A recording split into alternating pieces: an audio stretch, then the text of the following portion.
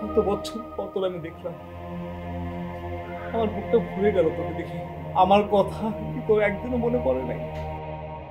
এই 5টা বছর পার করলি, তোর এই বুড়া বাবার কথা তোর একবারও মনে পড়লো না? জানিস মা, আমি একটা রাতও বদল বলতে পারি না। আমি নেই কাঁদছি, ঠিক আছে, তুই কাঁদছিস কেন মা? বাবা, তুমি মমিনকে দিয়ে যে 5 লক্ষ টাকা পাঠিয়েছিলে, ওটার জন্য ও আমার গায়ে হাত তুলেছে। আমি কেন টাকাটা রাখি? ওই সিকিউরিটির বাচ্চা তোর গায়ে হাত তুলেছে? ওর এত বড় স্পর্ধা!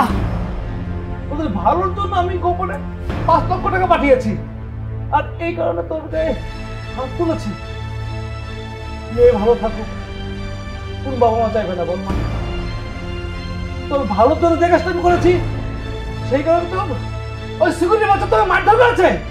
ওর এত বড় সাহস! জানো বাবা, ও আমার মেয়েটাকেও আনতে দেয়নি।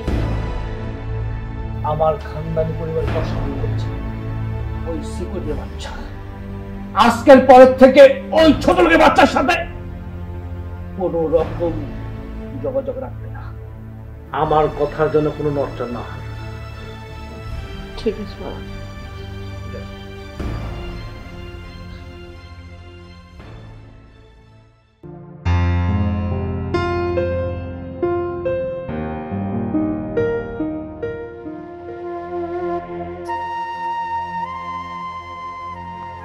কিরে, দুলাভাই আমাকে ফোন দিয়ে সবই বলছে। 3-4 দিন আগে বলছে আমি শুটিং কাজে ঢাকার বাইরে ছিলাম, আসতে পারি না, আজকে ফিরে আসলাম। তখন তো কত পই পই করে বুঝাইলাম, তখন তো বুঝলি না।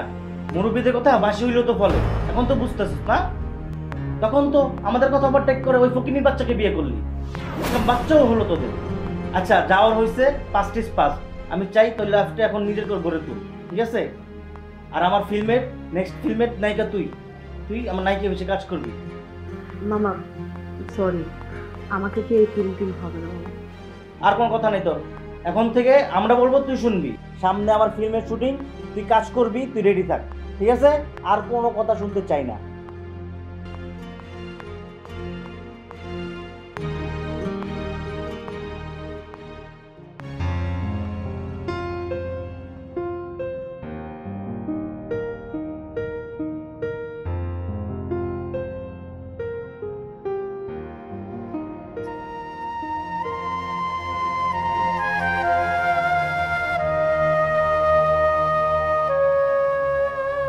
না, এই ডায়লগগুলো পড়। আরে বাবা, ওই ছোট লোকের বাচ্চার জন্য এখনো তোর মন খারাপ? আমি হচ্ছে এই ফিল্ম ইন্ডাস্ট্রির একটা নাম করা ডিরেক্টর, আমাকে নাম আছে। তুই হচ্ছিস আমার ভাগ্নি, আমি চাচ্ছি তুই একটা কিছু কর। আরে শত শত মেয়েরা এসে আমার কাছে পড়ে থাকে, আমাকে সুযোগ চায়, আর আমি তোকে মেইন কাস্টিং দিচ্ছি, তোকে নায়িকা বানাচ্ছি। আর 2 দিন পরে তোর ফিউচারটা কোথায় থেকে কোথায় যাবে তুই জানিস? হ্যাঁ, আর এই ছোট লোকের বাচ্চা তোর কাছে পাত্তা পাবে? আমি তোকে কত বুঝাইলাম, গতকালকেও বুঝাইছি, ছোট লোকের বাচ্চাকে তুই বাদ দে।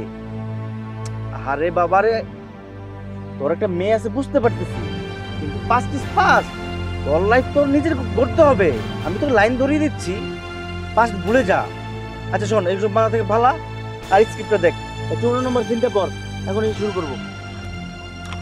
প্রোডাকশন, পানি দাও, ম্যাডামকে পানি দাও। মেকআপ, নাকি কাজ করো।